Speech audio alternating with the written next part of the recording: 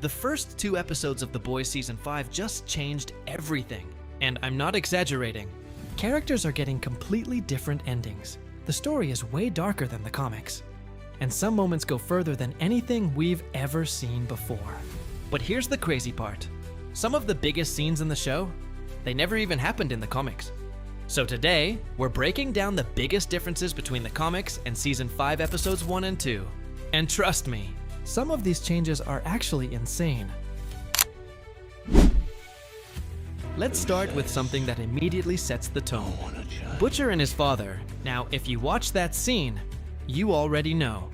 It wasn't just dark, it was uncomfortable. But here's where it gets even worse. Butcher doesn't just visit his father randomly. He already knows his mother is gone, and he even visits her grave before this moment. So when he shows up, he knows exactly what he's about to do. And so does his father. There's no dramatic buildup, no misunderstanding, just tension. And what makes it hit even harder is that the show doesn't fully show everything. It lets your mind fill in the gaps. And honestly, that makes it way more disturbing than if they showed it directly. Now compare this to the comics. It's completely different. In the original story, Butcher doesn't confront his father like this. Instead, he visits the grave and shows his hatred in a much more blunt, almost shocking way. But it lacks emotion. The show flips that completely. Here, it's not just about hate, it's about closure, and something much darker. And this is just the first major change. It only gets worse from here. Now let's talk about something the comics never went this far with. The freedom camps.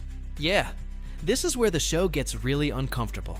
In Season 5, the conflict between Starlight supporters and Homelander's side is no longer hidden.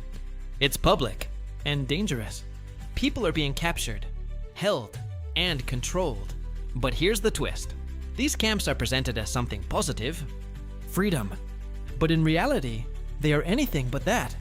Inside, people are forced to watch propaganda, eat branded food, and live in constant fear of punishment. And if they try to escape, it doesn't end well. Now here's what's important.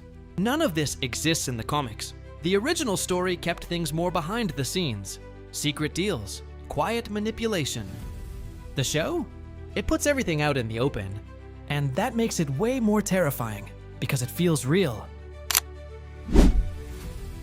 Now this might be the biggest glow up in the entire series. A-Train. If you read the comics, you know, he was not a hero at all. No redemption, no guilt, nothing. But the show completely changes him. And honestly, it works. Because in Season 5, A-Train actually becomes one of the most heroic characters. Think about that. The same guy who caused one of the most tragic moments in Season 1 is now saving lives. And not just randomly, he chooses to help. Even when he's scared, even when he knows it could get him killed. And then we get that moment. The rescue, fast, chaotic, intense. He saves multiple people in seconds. And for a brief moment, he actually feels like a real hero. But this is The Boys. You already know what that means. His ending hits hard. Because instead of running, he finally stands his ground. And that one decision changes everything. Now here's something the show created completely differently. The soup-killing virus. In the comics, the plan was much more extreme. We're talking about a massive global-level event that would wipe out soups instantly. But the show takes a different route. And honestly, it's way smarter. Instead of one big moment, we get something more controlled, more strategic. The virus becomes a weapon, something that can be tested, improved, and used carefully. But here's where it gets interesting. Not all soups react the same way, and this detail changes everything. Some can survive it, some can't, which means suddenly, power levels aren't the only thing that matters. Now it's about biology, and that makes the situation way more unpredictable.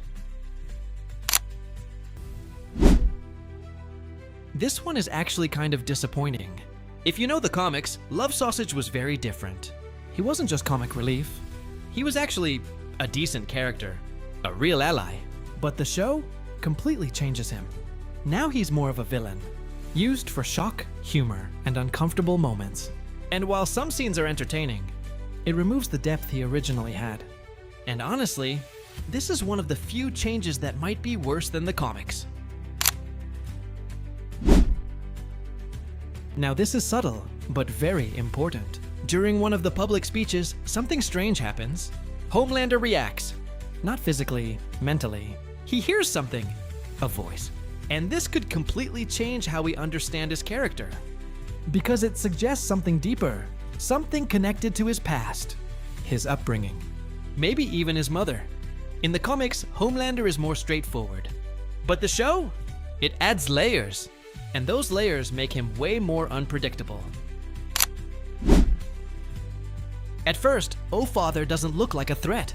He's calm, composed, almost harmless. But that's exactly what makes him dangerous. Because his real weapon isn't strength, it's influence. When he speaks, people don't just listen, they react.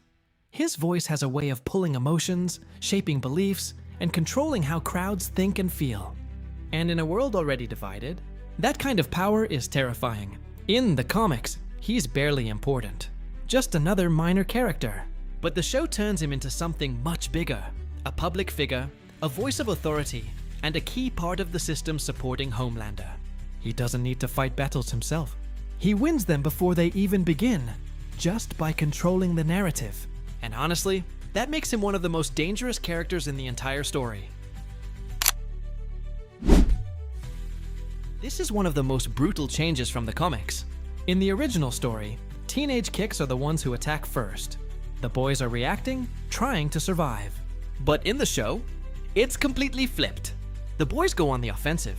They track teenage kicks down, plan the encounter, and use them as a test run for something far more dangerous, the soup virus. And this isn't some clean, heroic fight.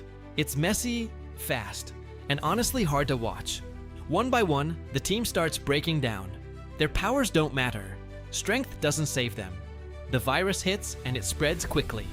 You see panic, confusion, no control, because for the first time, soups aren't the ones in power anymore. They're the experiment, and that completely changes the tone of the story. This moment isn't just about winning a fight. It's about proving something terrifying. If the virus works here, it can work on anyone. This is easily one of the biggest upgrades from the comics. In the original version, Soulja Boy was more of a joke, not someone you take seriously, but the show completely flips that. Now Soulja Boy is a real threat. He's powerful, experienced, and far more dangerous than most soups around him. But what really changes everything is his connection to Homelander. This isn't just another fight, it's personal. There's history here, family, tension that goes way deeper than just power. And then there's one more detail that makes him even scarier. He can survive things others can't, including the very weapon designed to kill soups. That alone puts him in a completely different league, and makes him one of the most unpredictable forces heading into the final battle.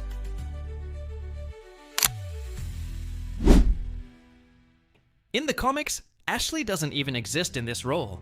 But in the show, she rises all the way to vice president. And that changes everything. Because now, power in this world isn't just about strength or abilities. It's about control at the highest level. Ashley has always been underestimated, seen as nervous, unstable, and easy to manipulate. But this version of her, she's playing a completely different game. With her position, she has access to information, influence, and decision-making that even some soupies don't have. And the most dangerous part? She understands how the system works from the inside, which means she can either control it or completely break it. Either way, her rise isn't just surprising. It's a sign that the real battle is no longer just physical, it's political. So yeah, Season 5 isn't just adapting the comics, it's rewriting them. Some changes are better, some are worse. But one thing is clear, this is the darkest version of the story we've ever seen. Now I want to know, which change shocked you the most? And do you think the show is better than the comics? Or going too far? Let me know in the comments.